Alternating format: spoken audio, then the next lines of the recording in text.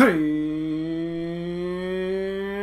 what's up, everybody? Your boy Richnificent here, bringing you our first episode of REtroSPECT. That's right, another brand new series. It's like we're running some type of gaming network around here.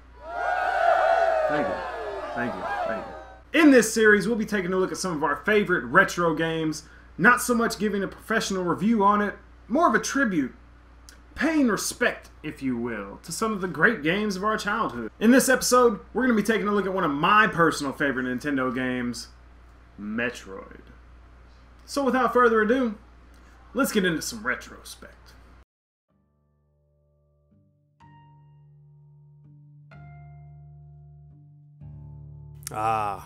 Metroid. I don't even know where to start.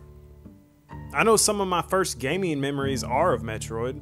And if you were a gamer in the late 80s, early 90s, then you more than likely got your hands on Metroid a time or two. I mean, the game was literally before its time. You didn't have to get the high score to win. All you had to do was survive. Which is a lot easier said than done. Now granted, it's a lot easier these days than it was 20 years ago, but you gotta think, back then, there was no HUD or minimap. Hell, the game didn't come with a map. Not to mention there was no internet to search for walkthroughs, you couldn't ask Siri what the hell to do next. You had two choices, explore or call the Nintendo hotline. And I don't know about you, but I wasn't paying the phone bill back then, so that was out of the question. Now I didn't really get a lot of game time on Metroid back when I was younger. I mean, the only two people I knew with a Nintendo were my dad and my uncle. And they weren't giving up the paddle unless they were pissed off. Old stingy ass motherfuckers. Speaking of that, I believe my first rage moments were from playing Metroid. And believe it or not, the Nintendo paddles are durable as shit. I've still got the same ones from the same console bought in 1986. But anyways, I'm getting fucking sidetracked. Like I said, didn't get a lot of game time back when I was younger, but when I did, I took full opportunity. Now, while I may have never beat Metroid legitimately, I did, however, use the password save system. Or as we call them back in the day, cheat codes. That's right, I'm a cheater. So fuck what? If there's cheat codes, I'm damn sure gonna use them. Man, I thought those passwords were the most amazing things in the world. And to this day, I don't remember how we got those passwords. Maybe my uncle and his friends had wrote them down while they were playing it. I don't know. All I know is when I started the game up, I went straight for the passwords. But even with the passwords, the game is fucking hard. You have no extra lives. All you can do is gain more energy. You want to talk about grinding on Destiny? Ha! You don't know the fucking definition of grinding until you're searching for hidden shit with no map, nowhere to go, don't know what the fuck you're doing. It's fucking frustrating. Not to mention how hard the boss battles were.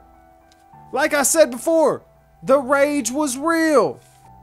Speaking of boss battles, after you beat the Mother Brain, spoiler alert incoming, just to let you know, you find out Samus is a girl. Fucking mind blown. Not to mention if you beat it under a certain amount of time, she's in a bikini. Do you know what that does to a young boy? Thank you, Nintendo.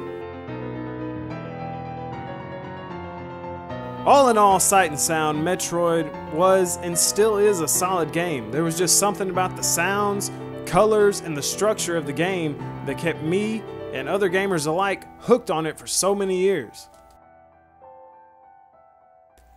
I can't tell you how many hours, days, weeks, hell, even months that I spent exploring the same spots over and over and over. All I can tell you is it was well worth the gaming experience, and I wouldn't change a fucking thing. Well, there you have it, guys. That's going to do it for this episode of REtroSPECT. Thank you so much for watching. If you haven't played Metroid on the NES, do yourself a favor. Go and pick it up. Go and play it. It's worth it. I promise you. And I think we can safely say that Metroid has secured its spot in REtroSPECT history. Now, only if they made a decent sequel other than that Metroid 2 crap on the Game Boy. Fucking right.